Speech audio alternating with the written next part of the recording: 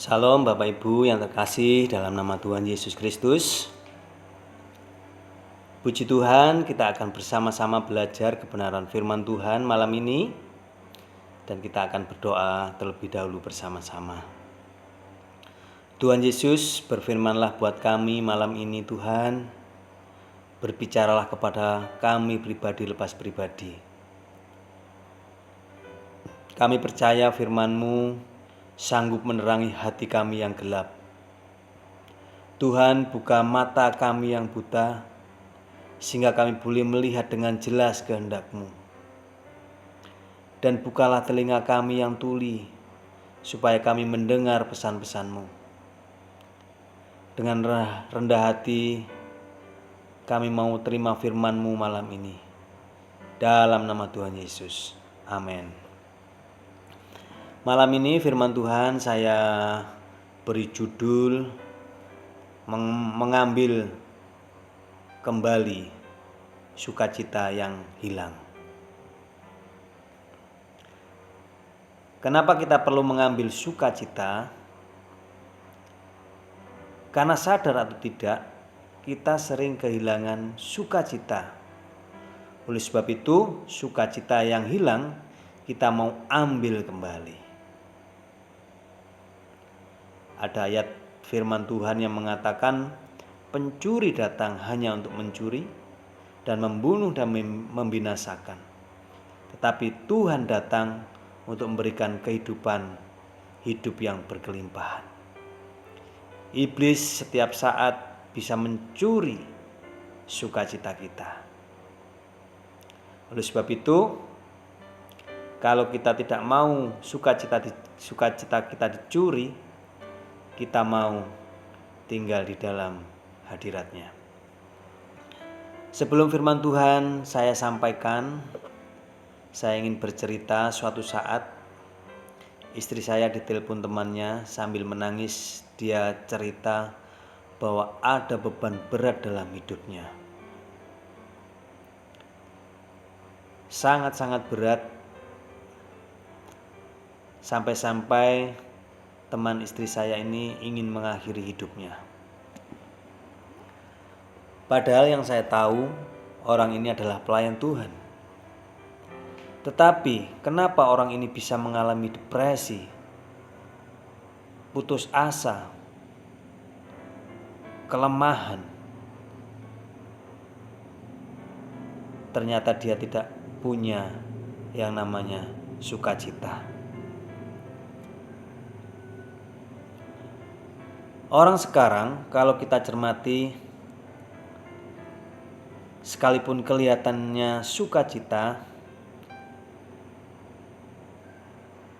banyak yang terjadi, mereka mempunyai kelemahan. Mereka mempunyai beban hidup yang sangat luar biasa, sehingga mereka tidak mempunyai sukacita sejati. Nah, untuk bisa menjaga sukacita, kita harus mempunyai komunitas. Nah, kenapa orang bisa mengalami depresi atau tidak mempunyai sukacita? Salah satunya tidak mempunyai komunitas. Orang sekarang kalau kita cermati, sekalipun banyak ketemu teman-teman, waktunya habis untuk memegang HP dibandingkan dengan waktu untuk berbincang-bincang dengan komunitasnya. Bahkan itu terjadi dalam keluarga. Banyak waktu yang habis digunakan untuk memegang HP daripada berkomunikasi dengan keluarganya. Bahkan sampai di gereja pun tetap terjadi, yaitu tetap mengoperasikan HP untuk browsing, chatting, ngegame. Padahal itu terjadi di jam ibadah. Seolah-olah 6 hari tidak cukup, Senin sampai Sabtu tidak cukup untuk mengoperasikan HP-nya. Sehingga di gereja pun masih sempat mengecek Facebook, mengecek IG, mengecek TikTok, WA, dan lain-lain. Ini sangat menyedihkan. Padahal kalau kita tahu dan kita mau merenungkan, ada sesuatu yang hilang dari hidup kita, yaitu sukacita. Ini dikarenakan karena kita salah menggunakan waktu yang ada. Padahal ada bahaya yang sangat luar biasa ketika kita mengalami yang namanya kehilangan sukacita. Firman Tuhan berkata, hati yang gembira adalah obat, tetapi semangat yang patah mengeringkan tulang. Orang yang kehilangan sukacita bisa saja gelisah, tidak bisa tidur, bahkan bisa bunuh diri. Malam ini kita akan belajar apa arti sukacita menurut Tuhan. Kalau menurut sukacita dunia, sukacita itu tatkala kita punya HP baru, motor baru, atau pasangan baru. Akan tetapi menurut firman Tuhan sangatlah bertolak belakang dengan apa yang menjadi pola pikir dunia. Mari kita kembali membaca firman Tuhan yang sudah kita baca minggu yang lalu, yaitu di dalam Yakobus pasal yang pertama ayat yang kedua. Mari kita buka bersama-sama Yakobus pasal pertama ayat yang kedua. Beginilah firman Tuhan, saudara-saudaraku, anggaplah sebagai suatu kebahagiaan apabila kamu jatuh ke dalam berbagai-bagai pencobaan. Ini sangat berbeda sekali dengan pengharapan kita, dengan cita-cita kita. Kita mempunyai cita-cita, keinginan, ingin sukses, bahkan terhindar dari pencobaan. Tapi firman Tuhan mengatakan, anggaplah sebagai suatu kebahagiaan apabila kamu jatuh ke dalam berbagai-bagai pencobaan. Ini berat, tapi inilah kunci sukacita sejati. Sebab itu, mari katakan kepada anggota keluarga kita, kalau saat ini di dalam keluarga kita mengalami pencobaan, ayo semangat, ayo sukacita. Nah, Tuhan Yesus sendiri sudah memberi contoh. Dia tetap bersukacita ketika dia disalib. Di dalam Ibrani 12 ayat 2, di sana dikatakan, marilah kita melakukannya dengan mata yang tertuju kepada Yesus, yang memimpin kita ke dalam iman dan yang membawa iman itu kepada kesempurnaan, yang dengan mengabaikan kehinaan tekun memikul salib, ganti sukacita yang disediakan bagi Dia yang sekarang duduk di sebelah kanan tahta Allah. Yesus waktu disalib, Dia tidak mengeluh.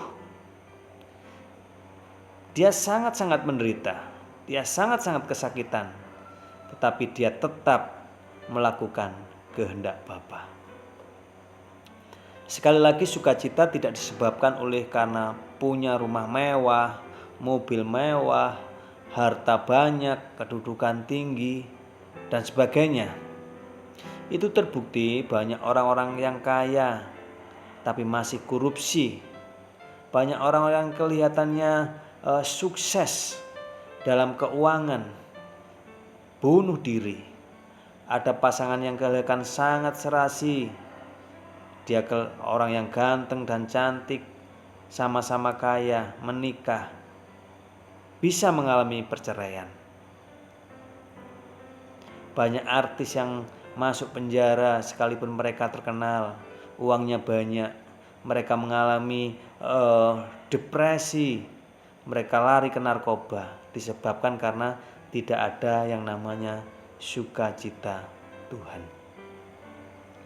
Jadi jelas, sukacita yang sejati, sukacita Tuhan tidak bisa didapat dari hal duniawi, karena dari duniawi itu adalah sifatnya sementara. Mari kita belajar kenapa orang tidak bisa bersukacita. Yang pertama, karena banyak orang melihat sekitarnya. Orang kehilangan sukacita yaitu karena seringkali melihat sekitar, yaitu dengan membanding-bandingkan. Padahal kalau kita tahu sifat membanding-bandingkan itu daya rusaknya sungguh dahsyat. Contoh, kalau kita punya usaha dan usaha itu sama dengan usaha kita, dan ketika kita melihat itu, usaha teman kita itu sukses, kita menjadi iri, menjadi dengki, itu akan secara otomatis menghilangkan sukacita kita. Contoh lagi, ketika kita mempunyai jam tangan merek A, dan merek A yang kita pakai itu murah. Terus teman kita memakai jam tangan merek B, dan merek B ini lebih bagus dan mahal. Terus kita mulai membanding-bandingkan, dan timbullah rasa ingin, timbullah rasa iri, dan itu bisa menimbulkan kehilangan sukacita. Padahal kalau kita berpikir dengan jernih, sebetulnya sama-sama jam tangan, waktunya juga tidak berbeda, tidak mungkin. Karena jam tangan mahal waktunya lebih 1 jam atau 2 jam, malah itu jam rusak. Nah, tapi kenapa kita tidak pernah puas karena kita suka membandingkan? Nah, kenapa sukacita kita bisa hilang? Yang pertama tadi, melihat sekitar. Nah, yang kedua, kenapa sukacita kita bisa hilang? Karena kita sering melihat masa lalu. Masa lalu itu seperti bagasi mobil yang kemana-mana dibawa. Masa lalu yang pahit membuat orang tidak bisa bersukacita. Contoh perempuan Samaria, dia punya pengalaman masa lalu yang buruk. Sampai-sampai dia tidak berani mengambil air di sore hari atau di pagi hari. Kenapa? Karena dia malu dengan keberadaan dirinya, dengan backgroundnya. Karena dia perempuan nakal. Dia rela kepanasan untuk menutupi masa lalunya. Padahal masa lalu tidak bisa kita rubah. Nah, tapi justru masa lalu bisa merubah hidup kita. Dengan catatan kalau kita tidak bisa mengelolanya. Kita bisa depresi karena masa lalu kita. Bisa kecewa karena masa lalu kita, bisa pahit karena masa lalu kita, bisa putus asa karena masa lalu. Oleh sebab itu jangan hidup di masa lalu. Amin. Selain kita melihat sekitar, kita melihat masa lalu, ada satu lagi kenapa kita bisa kehilangan sukacita, yaitu melihat jauh ke depan. Yang saya maksud melihat jauh ke depan adalah tentang hal-hal kekhawatiran. Contohnya anak masih SD sudah memikirkan kuliahnya. Padahal anak SD kelas 1 ke kuliah itu 12 tahun lagi. Sudah dipikirkan. Sehingga timbul khawatir. Waduh, kalau sekarang anakku SD SPP-nya sudah sekian, nanti SMP sekian, SMA sekian, terus kalau kuliah berapa biayanya. Nah, ini contoh-contoh orang yang terlalu jauh melihat masa depan, dan itu akan menimbulkan kekhawatiran dan menghilangkan sukacita. Itulah sebabnya kita harus hidup sesuai dengan firman Tuhan. Firman Tuhan mengatakan, kesusahan sehari cukuplah sehari. Itulah beberapa contoh yang bisa mencuri sukacita kita. Yang pertama, melihat sekitar. Yang kedua, melihat masa lalu. Yang ketiga, melihat jauh ke depan. Terus apa yang harus kita lakukan?